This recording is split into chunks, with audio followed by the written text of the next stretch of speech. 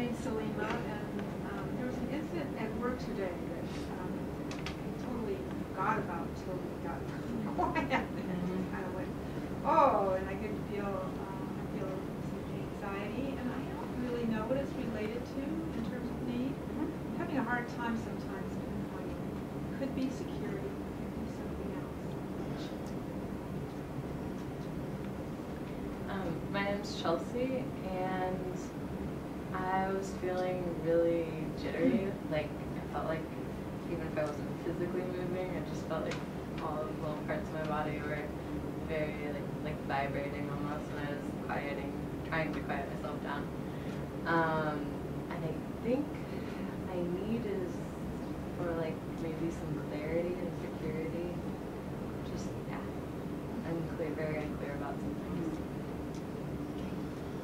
My name's Greg. Not really touch the time I'm dealing right now.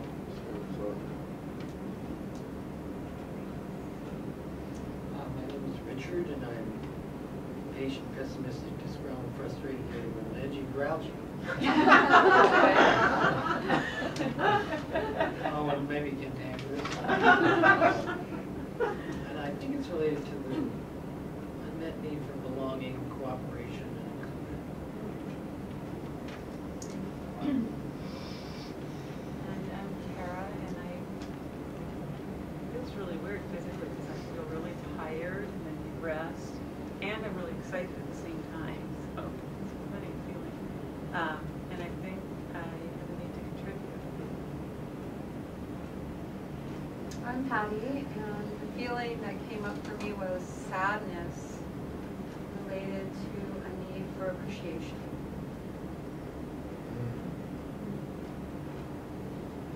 My name's Rochelle.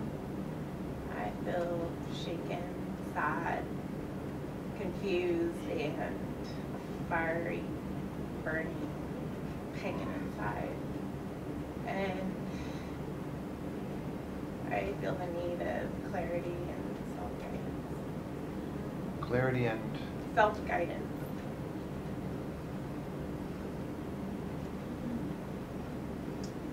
I'm hearing a lot of different things, and I just want to acknowledge that several people seem to be having pretty strong, hard feelings, and I just want to recognize that.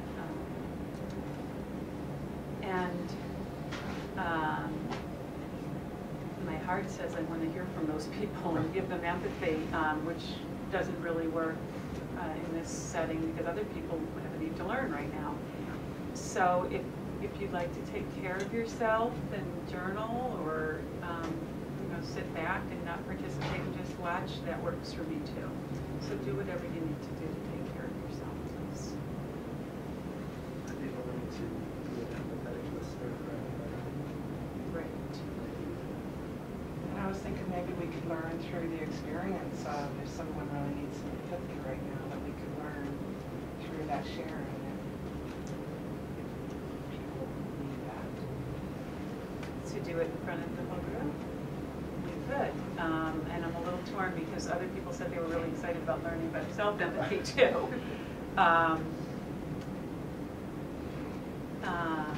But we could do that maybe for a short period. Is there anybody who would like to get empathy in front of the group?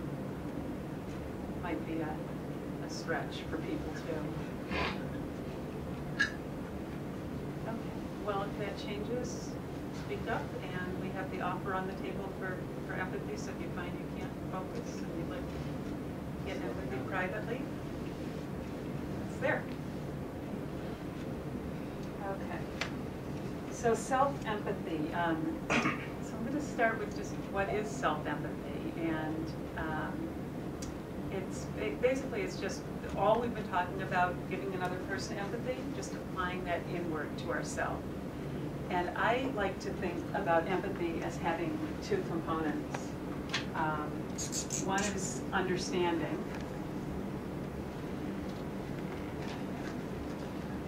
And the second is compassion. So when I think of self-empathy, I think of the first piece of really getting what's going on with myself, just seeing it. So often, we don't even see it. We just, I think you mentioned something happened today and you didn't even know it was a big deal. So often, we have the thoughts and they're so lightning quick and we shove them away and we don't even go inside and see what's real for us. So just understanding, oh, this is what's going on with me. And then the second part is holding it with compassion. Holding it in a caring, soft way, rather than I shouldn't think that, I shouldn't feel that, I should, trying to push it away. So it seems very simple, very, very hard to do. And the reason it's hard to do is we've all grown up with voices that we kind of internalize, that we talk to ourselves with, and a lot of them are very harsh. We're almost harsher with ourselves than we are with other people.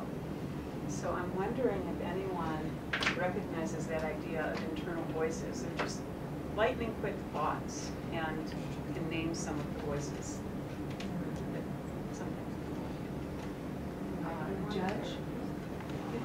The judge. Judge. So judging your own experience. So it might sound like, Why did you do that? That was silly. why did I do that? You're so stupid.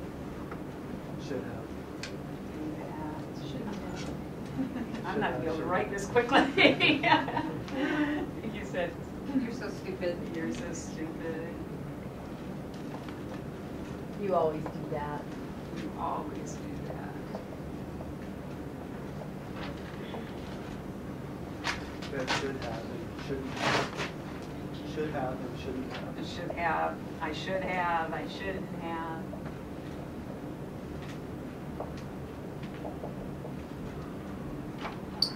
I shouldn't feel like this.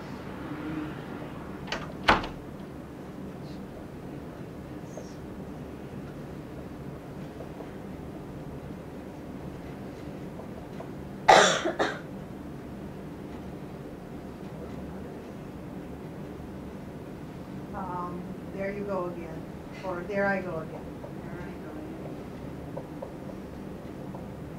Anybody have any soft or compassionate voices? Oh. Or, well, not compassionate, but sort of like, there's kind of the poor me voices, like. Oh, like pity? Yeah, they're like, yeah, Victim? yeah. Or this is all, you know, nobody loves me, nobody cares. No wonder this happened, you know, whatever. The kind of hopeless voices. Yeah. Are we doing the voices that are against the compassion or both? Just any voices that come up when you have an experience, any internal voices that come up. Sometimes I do the words, I'm so glad I lived that. Oh, some self-appreciation. Encouragement. Encouragement. And what does that sound like? It's like, today I was like, see, you can do it. Don't, because I was like, oh, I'm not can't do it. I said, you can, because when the outcome happens, tell yourself that. Yeah. You're like, oh, wait, I am good at that. I am good at that. It sounded like a surprise. I can be good at something. I get one a lot that tells me to relax. Relax. So lots of voices. Well, there's lots of pushing voices too. Like pushing voices, pushy voices. Like hurry up, or you better get this done, or Yeah, I call that my vigilant voice. Like if I don't have this part of my brain that's always telling me to do the next thing, then somehow I'm just gonna fall into a heap and never do anything again. I'm not sure what, but yeah. There's this hypervigilance about what else am I supposed to be doing? What am I supposed to be doing next? Yeah, I have to push myself to do it, or I won't do it. So I wonder. There's another, there's Sure. a voice that sometimes says, well, what's really true? And it almost seems like another voice because it's so counter to the other voice, critical voice. So you might have a critical voice and at the same time have another voice. That's really true. So I'm kind of imagining you might even go back, bounce back and forth. Yeah. Yeah. With leaning on this, right. Leaning over here, but every once in a while there's another. A little light. Maybe there's another way. Yeah. So I wanted to spend just a couple of minutes.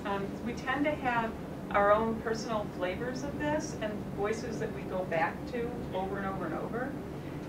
So I wanted to spend just a couple minutes, maybe getting in pairs and just talking about what are the voices that you hear and what's that like for you?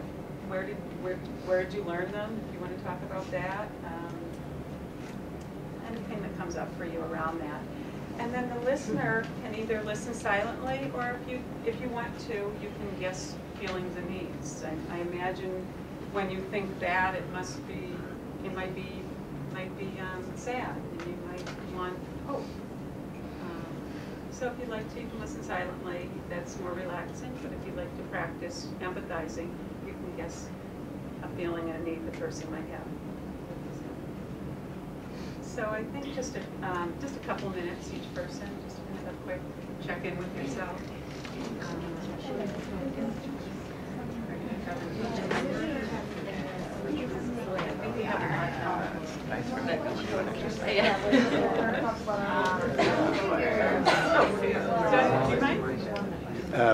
Am I doing this? The exercise? Voices and No. I think one of my big voices